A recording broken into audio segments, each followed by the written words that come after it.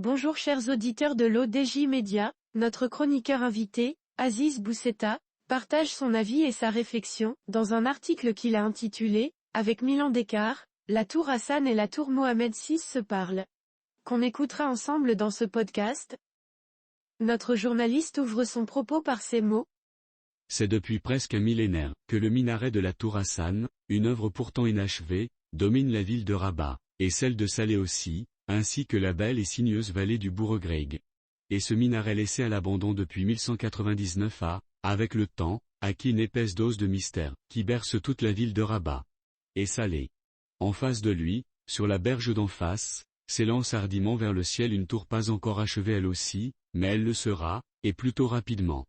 Du haut de ses 250 mètres, elle domine Rabat et Salé, et tout ce qui l'aborde.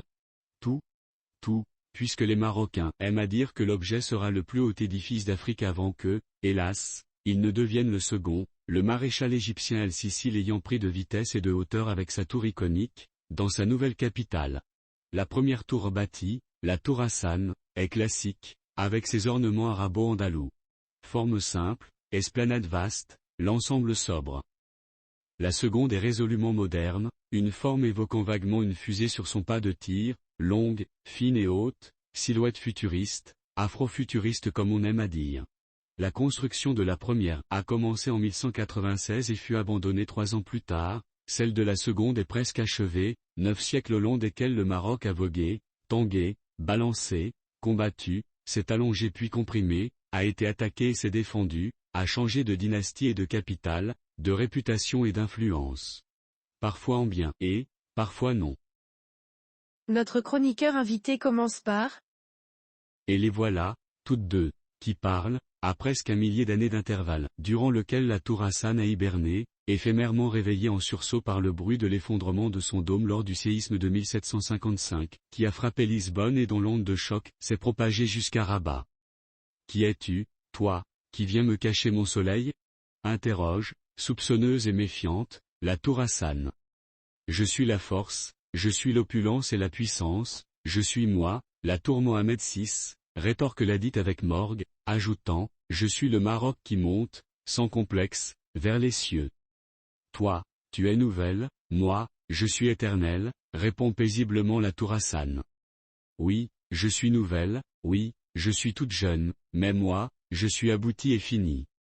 Et moi, j'ai vu des empires se faire et se défaire, et 2 rois sont enterrés à mes pieds, rétorque la tour Hassan, mais, répond la tour Mohamed VI, méfiante, la garde encore haute.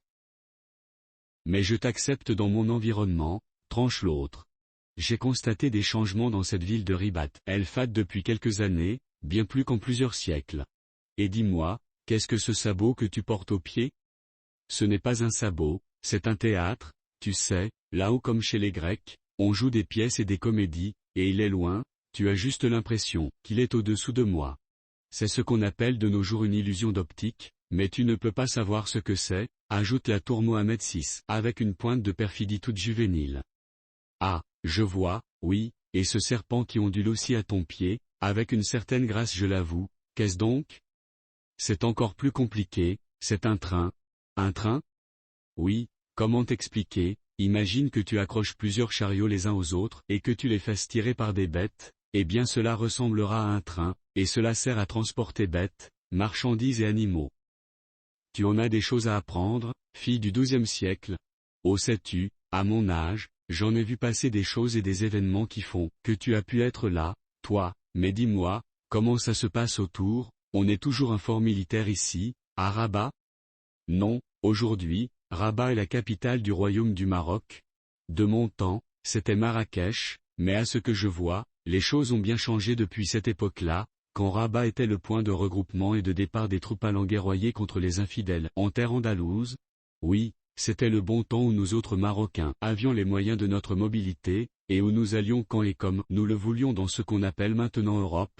Enfin, je me comprends, soupire la tour Mohamed VI. Non, explique-moi, insiste la tour Hassan. Bon, je vais essayer.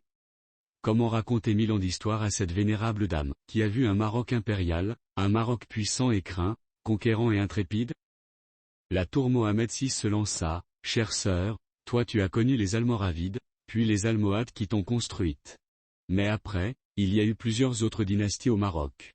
L'Empire a connu des guerres et bien des misères, des triomphes et de rudes revers, autant de bonheur que de malheur. Nous avons quitté l'Andalousie à la fin du XVe siècle, mais nous nous sommes étendus ailleurs. Pendant les 6 ou 7 siècles suivant ta naissance, nous autres Marocains, c'est notre nom actuel, comptions sur l'échiquier que nous appellerions aujourd'hui géopolitique, mais encore une fois, tu ne comprendras pas. En effet, ce sont des notions étrangères pour moi, mais j'essaie de saisir ce que tu me dis. On a reculé, et aujourd'hui, où en sommes-nous? Aujourd'hui, le monde est complexe. D'autres continents ont été découverts, la science et la connaissance, al-ilm, ont beaucoup avancé. Ce que tu vois bouger à tes pieds, ce sont des voitures, qui servent à transporter des gens, qu'on appelle aujourd'hui citoyens, et des biens. Si tu lèves le regard au ciel, tu apercevras des engins qu'on appelle avions, et ils servent aussi à transporter des gens et des marchandises, parfois aussi à faire la guerre. La tour Hassan, exaltée, interrompt son interlocutrice. Donc nous sommes toujours les maîtres du monde, ou au moins des grands de ce monde? Non, non, non, pas du tout, nous sommes loin derrière.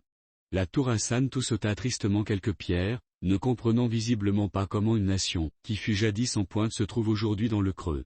La tour Mohamed VI poursuit, depuis l'arrivée de la France, fin 19e début 20e, notre histoire a été brutalement secouée, notre évolution sociale durement perturbée et notre indépendance perdue, et... Monsieur Aziz Bousseta continue de la manière suivante. C'est quoi la France? Interrogea la tour Hassan. Ah oui, ce pays n'existait pas à ton époque, répond la tour Mohamed VI. Il faut que je t'explique des choses, pendant que nous autres ici, dans l'Empire almohade, nous guerroyons en Afrique, l'Africa, et nous occupions l'Andalousie. Au nord de cette Andalousie vivaient des peuplades encore plutôt sauvages, ignorantes, bigotes, avec un système social qui ressemblait à l'esclavage. Elles se battaient entre elles, se consacraient à leur Dieu et se massacraient perpétuellement en son nom, portant le feu, le fer et la dévastation en terre sainte, et j'en passe. Mais comment de tels sauvages sont-ils parvenus à nous soumettre et à nous dépasser? Interroge la tour Hassan. Le temps, mon ami, le temps a fait son œuvre.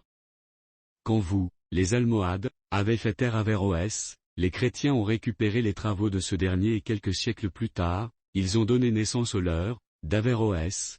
Il s'appelait Luther et a permis de révolutionner les choses, permettant une plus grande instruction, l'apparition des sciences, chez nous alors considérées comme impies, et de techniques, chez nous à cette époque rejetées par nos religieux. Les infidèles ont appelé cela les Lumières, qui leur ont permis de sortir des ténèbres. Les chrétiens se sont fait la guerre puis l'ont propagée partout sur la planète, et ils continuent aujourd'hui encore, mais dès les XVIIe et XVIIIe siècles, ils ont commencé à nous dépasser, nous surclasser, puis ont entamé leur entreprise de domination. Nous avons été, nous autres Marocains, les derniers à être occupés en Afrique, et parmi les premiers à retrouver notre liberté, mais le mal était fait. Quel mal? Nous avons été acculturés, puis affaiblis, puis largement dominés. Depuis, nous avons retrouvé des couleurs, mais nous ne pouvons même plus aller en terre chrétienne, qu'on appelle Europe, comme on veut. Il nous faut une autorisation, ils fouillent nos affaires, farfouillent dans nos intimités, ils connaissent tout de nos vies et nous rien des leurs, même si cela change aujourd'hui un peu. De nos jours, ce sont eux, les riches et les puissants, et ils l'ont été 3 siècles durant, sauf que depuis quelques années, les choses ont continué de bouger et d'autres riches et puissants sont apparus. Alors l'ambiance est plutôt l'énervement général, au sein duquel nous essayons d'exister. N'êtes-vous donc plus, Marocains de ce siècle, aussi craints que nous le fûmes? Cette période qui était la tienne, je te l'ai dit, s'est poursuivie et prolongée pendant des siècles, où nous avons même été plus dominateurs, davantage redoutés, sollicités, vantés, mais c'est une époque qui fut et qui, aujourd'hui, est révolue. J'en ai les fondations qui frémissent, murmure avec tristesse la tour Hassan. Je te rassure, à notre époque, il y a pire que ne pas être craint, c'est être ignoré, dans les 2 sens du terme. Grâce à Dieu et à de louables efforts consentis depuis quelques dizaines d'années, nous sommes, à défaut d'être redoutés, respectés et je peux même dire que nous comptons un peu parmi les autres. Ne pouvez-vous mieux faire? S'étonne la tour Hassan. Nous nous y attelons, aujourd'hui, et pour cela, tu vas le comprendre, nous recherchons la Jidiyya, qui était vôtre et qui, de nos jours, s'est escamotée au bénéfice d'autre chose, explique alors la tour Mohamed VI. Par exemple, des choses que tu ignores, ma chère, ou que tu as connues sous des formes moins graves, une chose que l'on appelle la corruption, une autre le népotisme, une autre encore l'incompétence. Ce sont, crois-moi des tares. Et maintenant? Maintenant, nous essayons de faire mieux, du moins avec ceux qui restent ici. Comment cela, ceux qui restent ici, de qui parles-tu? Interroge une Tour Hassan, aussi déçu du recul du pays qu'intéressé par la suite. Ah oui, il faut que je te dise, avec le temps, les gens se déplacent, et parfois même s'en vont dans d'autres pays. Comme je te l'ai dit, les problèmes d'incompétence, de corruption et autres, ont poussé bien des nôtres à partir dans des pays qui n'existaient même pas à ton époque et où les nôtres n'auraient de toutes les manières jamais pensé à aller. Par exemple, l'interrompt la Tour Hassan. L'Espagne, ton Andalousie, la France dont je t'ai parlé, l'Italie, ou ce qui restait de ton empire romain, et d'autres, comme les pays à côté des lieux saints, des pays qui ont été créés très récemment et que tu ne connais donc pas, ou encore les États-Unis, un truc lointain, sur un continent dont tu n'avais même pas idée de l'existence. Tous ces pays sont aujourd'hui riches et puissants, et ils restent encore attractifs pourtant des nôtres. Et nos armées, ne servent-elles donc à rien? Elles servent à nous défendre contre des types qui en veulent à notre flanc sud. Rien de grave, mais c'est embêtant et cette affaire sert aux riches et puissants dont je te parlais à nous rançonner. Mais à notre époque, les armées les plus efficaces sont celles des universités, de la science, de la connaissance, de l'innovation. C'est ainsi qu'on fait la différence. Et dans cette confrontation, le Maroc est loin derrière. Soit nous envoyons nos jeunes s'instruire chez les autres, plus avancés que nous, et ils y restent, soit nous les formons chez nous, et ils s'en vont après chez ces mêmes autres. L'auteur termine son article en ces termes. Il y a des problèmes, des troubles, des révoltes au Maroc? Demande la Tour Hassan, inquiète.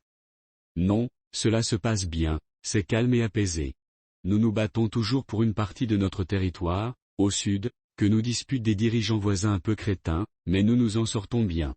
C'est au niveau interne que nos jeunes sentent leur malaise, mais là aussi, nous essayons de bien faire, bon an mal an. Que dire de plus, ma jeune amie? Je ne comprends rien à ton époque très étrange, mais je constate un bel optimisme et une extraordinaire vitalité en toi. Je te souhaite donc bon courage, et je prierai pour que, quand tu auras mon âge, le Maroc aura retrouvé sa splendeur d'antan, de mon temps. Merci, vénérable dame. Espérons même un peu avant. La Tour Hassan reprend alors sa tranquille hibernation, et la Tour Mohamed VI se réattelle à la finition de sa silhouette, méditant cette discussion avec son aîné. Rédigé par Aziz Boussetta. C'est tout pour aujourd'hui sur R212. On se dit au prochain podcast de nos chroniqueurs invités, restez à l'écoute pour plus d'actualités. Et merci de nous avoir écoutés, à très bientôt.